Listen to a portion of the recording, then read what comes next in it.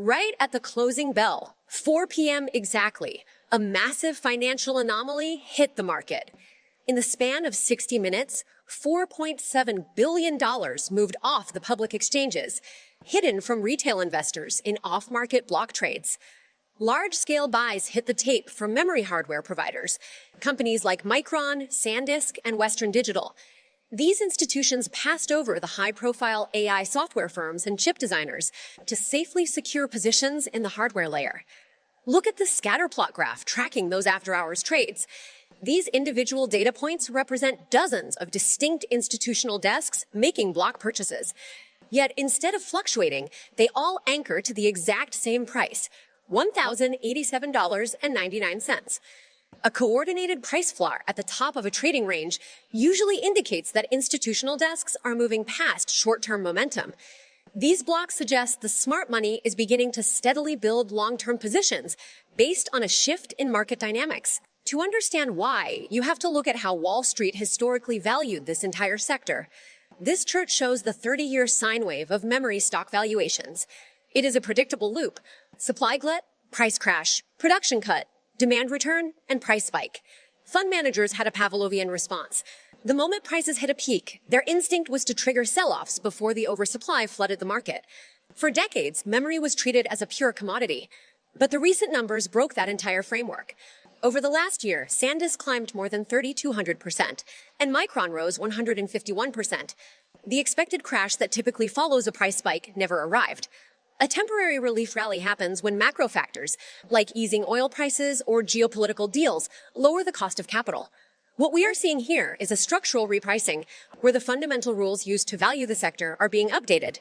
The industry data forced Wall Street to replace the cyclical model with one that accounts for a different set of supply and demand constraints. The old commodity framework has been set aside. This pie chart illustrates the current demand breakdown for memory. For the first time in history, enterprise data centers consume more than 50% of the entire industry's hardware, leaving consumer electronics like laptops and phones with a smaller share. Artificial intelligence is uniquely ravenous for storage. Every inference call to ChatGPT, every image generated by a prompt, and every new training run creates persistent data. This workload requires massive physical storage capacity. At the same time, manufacturers face a severe bottleneck. The high bandwidth memory required to run advanced AI processors takes up 4 times the physical manufacturing capacity of standard memory chips. Look closely at the dense grid on this silicon semiconductor wafer. Space here is finite. For every gigabyte of high bandwidth AI memory a factory produces, it removes 4 gigabytes of potential standard memory from the market. This creates a scenario where surging AI demand actively limits the supply of standard chips. With supply growth dropping below historical norms and shortages expected into 2027, manufacturers have gained significant pricing power. This pricing power is forcing unprecedented buyer behavior. Major hardware manufacturers have already sold out their entire production capacity for the current year. Tech giants and cloud hyperscalers are securing their future storage needs. They are signing multi-year agreements to lock in manufacturing capacity through 2028, ensuring they have the physical space needed for their growing models. Building an enterprise hard disk drive requires mastering atomic layer physics and nanophotonics. These mechanical engineering standards have been refined over 4 decades of research.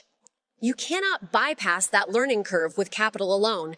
Even nation-states with billions in funding have no domestic capability to build competitive hard disk drives.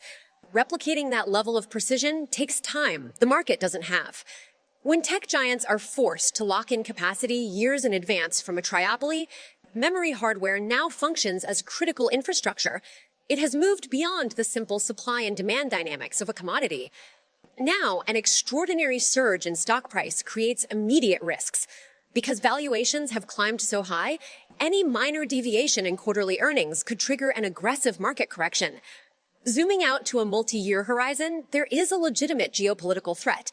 Chinese state-backed companies are making verifiable progress in manufacturing legacy NAND flash memory.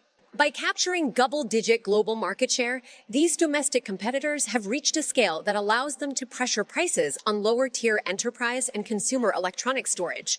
The high-end AI data center hardware remains protected by the difficulty of advanced manufacturing. However, legacy storage used in standard consumer devices is now part of an international price war. This brings us back to the closing bell.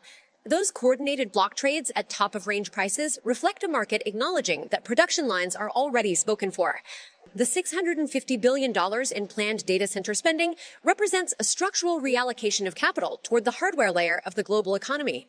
This is a long-term investment in the physical foundation of AI. Analysts are adjusting models, evaluating hardware manufacturers more like regional utilities or toll roads. These companies own the pipelines that make the digital economy possible.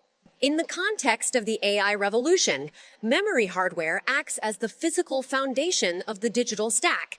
It is the core infrastructure of the new economy.